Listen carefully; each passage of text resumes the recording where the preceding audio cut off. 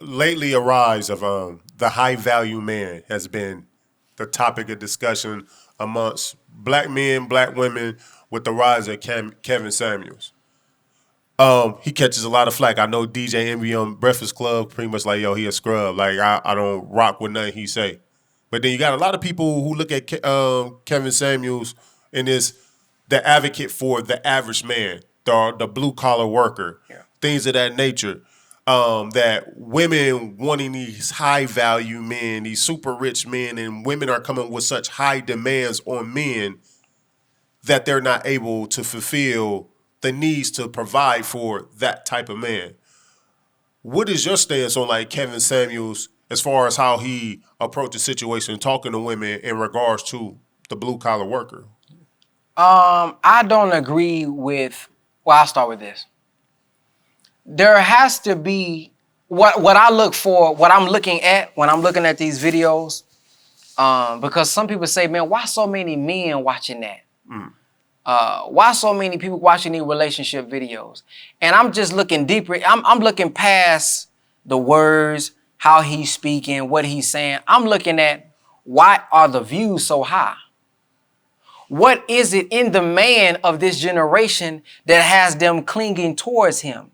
What is it about what he's saying about the women and them not providing enough that the men maybe have been dissatisfied with and haven't had the right words or platform to express their pain? Because women have had many groups and things to express their pain about what they think about men, what men ain't doing. So I think Kevin Samuel is almost like the hero for the men, speaking up for the men. So that's one piece that I see. A lot of dissatisfied men may be looking at that saying, man, he's speaking what I'm feeling. On the flip side, I think he could speak with a better spirit to the women. But a lot of stuff that he's saying does be true. If you want a so-called high value man, if you want a man that's making $100,000, $300,000, things of that nature, what are you bringing to the table? It is more than just a good look. It is more than the body. Are you a good mother? Are you one who has knowledge of self to where when y'all have children, you can be the first teacher to these children? And that is a job. You can make all the money in the world, but if your children are fools, if your children is dumb, so damn what, I got 300,000. So that is valuable as a woman to be able to raise up good children. It is valuable as a woman not to just be someone who going to get you McDonald's, but as the minister says, is a food scientist that knows how to prepare food for you, that knows how to protect you with what you are eating. That is valuable to you as a man. It is valuable as a man to be able to bounce ideas, to bounce certain things off of your woman to get that feminine side of God. Because yes, the black man is God, but the minister says she's God too on the feminine side. So the minister said, hey, man, a man without a woman is handicapped.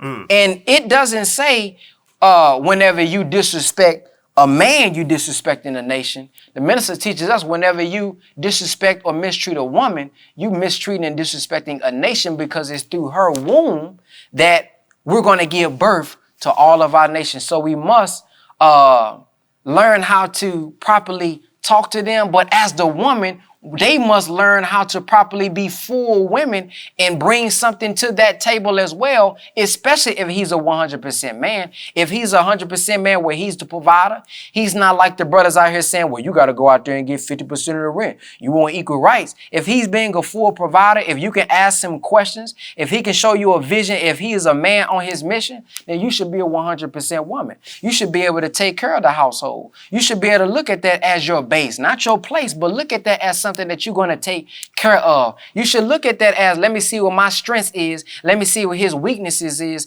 And how can I help him outside of just giving him some sex? All of that is important. So a lot of points that's made does make sense. And I think it's causing the women to think, although it is harsh, although I think the spirit can be different, but I think a lot of women are even watching because they're noticing sometimes, dang, he might be right about that. You know what I mean? You know, I'm asking this man to be cut up looking like The Rock, and I am wearing 300 pounds. You know what I'm saying? So if I want him to be in shape, It's hard for me to believe that you love everybody else, but you don't love yourself. Now, I'm not saying everybody who's fat, 300 pounds is unhealthy. But if you know you unhealthy, if you know what you're doing is detrimental to your body and you don't have enough self-love to fix that, you lying when you say you love me because you don't even love yourself. So do Brother Ben X look at himself as a high value man? I look at myself as a high value man, yes, not by his definition, but because of my submission to the will of God. Gotcha. So by my submission to the will of God, it's not about me being valuable to a woman. It's not about me being valuable to social media. Am I being valuable to God? Am I getting up every day bringing value, high value to the people? Am I bringing high value to my woman? If I'm asking her to homeschool my children, what environment am I creating for her? If I'm saying that I want to be a great man, how many people under me can say that he's helped me? Because if you're bringing value to somebody, what has their life been improved by? It's not about how much money Brother Ben X done made. It's not what type of house Brother Ben X done got. Value, I look at what value you can bring to somebody else. And by the results, I would say I am a high value man by the grace of God. I see that, Vet. Not by myself. I see